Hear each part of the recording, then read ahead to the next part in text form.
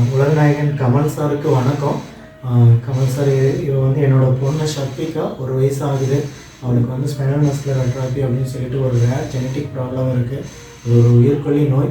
அதுலேயும் அவளுக்கு வந்து டைப் 1ங்கிற ஒரு பெரிய பாதிப்பு இருக்குது. ஸோ அந்த டைப் 1 டிசீஸ்க்கு வந்து கூடிய சீக்கிரம் நாங்கள் சோல்ஜன்ஸ்மான ஒரு மருந்து நாங்கள் வாங்கி கொடுக்கல. அது ஒரு 16 கோடி ரூபா மருந்து. குறைஞ்சது ஒரு 8.5 கோடி இருந்தால் கூட முன்னாடியே வாங்கி கொடுக்க முடியும்.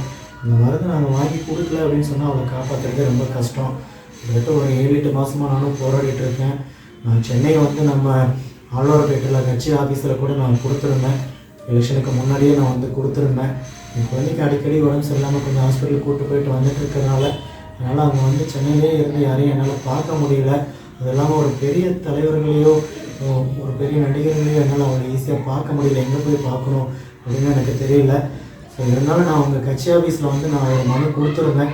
அன்றைக்கி கூட திருமாவளவன் அவர் வந்து ஒரு ப்ரெஸ் மீட் வச்சுருந்தார் கட்சி அது எலெக்ஷனுக்கு முன்னாடி. அந்த அன்றைக்கி உள்ளே வந்து அங்கே மேடம்கிட்ட கொடுத்துருந்தேன்.